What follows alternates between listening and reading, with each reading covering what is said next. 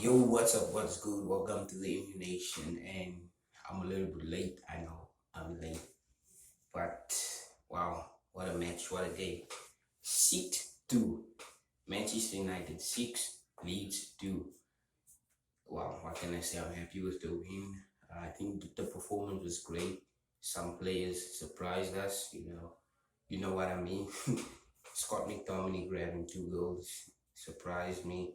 I was really once I saw that lineup was like, oh my god, why is he picking this team again? I'm like, Fred and McTominay won't work.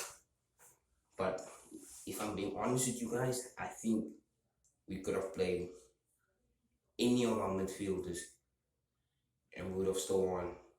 Because for the one reason is that Leeds play too open. You play that team against Crystal Palace, they're not gonna win you. McTominay's not gonna have that same performance that he had today. We're gonna play him against Man City, and that my opinion doesn't change on McTominay. He's a bench player, simple as that. Do bench players grab 2 goals? Yes, they do. The bench players have great performance. Yes, they do. Ollie was a bench player, but he's a legend of the club. Bench player doesn't mean that's not disrespect. I still think he shouldn't be starting ahead of players like Van de Beek, Paul Pogba, but it worked. But if you would have played a Van de Beek, I guarantee you Van de Beek would have loved such a game because of the types of runs he makes. That goal, that McTominay's second goal, was a very good run. And how he took it with all the composure and finishing. That's exactly what I mean.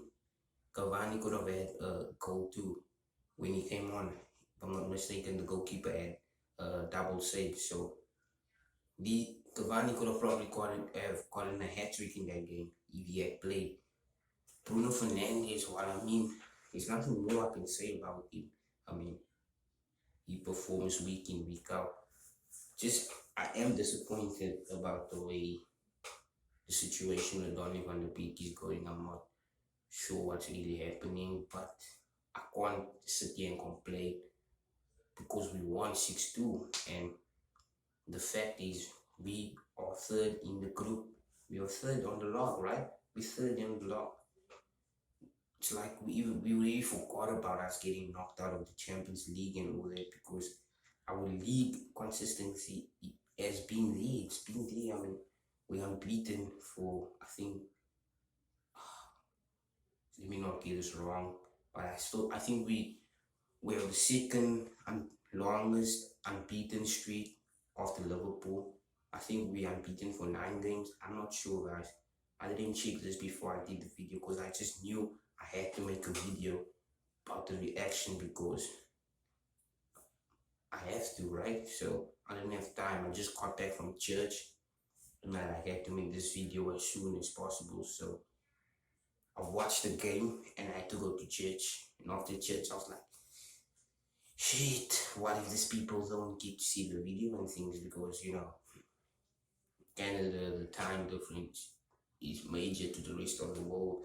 But like for you guys that are watching the video, come on, smash 30 likes for me. Just smash 30 likes for me for the effort that I put in, right? And I'm gonna go in straight into the player ratings. So the chart is right there, as you can see my player ratings. The Gea, he had nothing much to do in the game. Some of the goals, yeah, pretty much just the defenders, but I can't dwell too much on that because we won 6-2. So I gave the Gea average 6. Wan-Bissaka, I thought he didn't have much to do defensively, and I gave him a 6.5. I don't know if I'm being harsh because giving players average ratings out of a game from a game that we just won 6-2 seems quite harsh. But yeah, I think 6.5 suits him well. I'm here, and I gave Lindelof for me. Both of these games he's been outstanding. I've said it time and time again. Lindelof is better than Harry Maguire. The only reason Harry Maguire is considered our top centre back in the club is because of the 80 million tag on his head. We all come to the conclusion that Leicester robbed us. He's not 80 million. And I don't think he's the first centre back in the club. He shouldn't. But like, yeah, Harry Maguire, I gave him a 6. Not a bad game. Average. I didn't see loads of him. I mean, with Harry Maguire, I don't judge him like as a player alone. I judge him as a captain too, and I don't see much of him. So yeah, I give him a 6. Luke Shaw, I give him a 6.5. I saw a little thing about on the show that Ollie was saying to Luke Shaw to get forward, shouting at him, get forward. And I'm not sure if Ollie said if that's the reason why Ollie took Luke Shaw off and put Teles. I'm not sure. But yeah, I give Luke Shaw 6.5. He's when he's just a good player. I think Luke Shaw is good, but I don't know what happened to him because I remember the first few games when he came in. I think back in 2015 when we bought him, he was always bombing forward. I mean, he was bombing forward. He was very good. I don't know what happened. He's more of a defensive left back now than what he was when we bought him. But I'm not going to dwell too much on that. I gave Fred a 7. I mean, Fred's he's just important in the midfield. It's like Fred and Bruno are the most important people in the midfield. And in that third midfielder, doesn't matter who it is, we don't really care. But for this match, it was McTominay, and I have to give him I'm not going to say, let me just say already, McTominay is my man of the match. I gave him 9, a solid 9 performance. I gave Bruno a solid 8.5. Martial, I gave him a solid 8. Rashford 7.5. Daniel James 7.5. And that's the player rating. So I just want to talk more about the match. Please, for those people who are getting so gassed, just sit down, think about it. Let me just explain this to you. Leeds play an open game of football. The game is open. That match could have probably ended up 8-2 or 8-4. I don't know. If you go check the stats, right? Leeds had, I think, 59% of the ball. 59% of the ball, which is not good. I looked at the positives of the game. And now I'm looking at the negatives of the game. Leeds had completed more passes than us. Leeds had more crosses in the box than us. Now imagine we were playing a team. I'm not no disrespect to Bamford or anything. Let's say we were playing a team with Jamie Vardy in it. Do you really think all the chances that Leeds had would have gone astray? No. That game was if they had a proper striker and a little bit more decent players, that game's supposed to be an end-to-end game, right? We would have probably seen 1-0, 1-1, 2-1, 2-2. That's what I predicted the game to end 4-3, not knowing that it's going to end 6-2. McTominay getting that early goals is because Leeds pressed high. McTominay was up for that game. I'm not sure what you guys think, but I think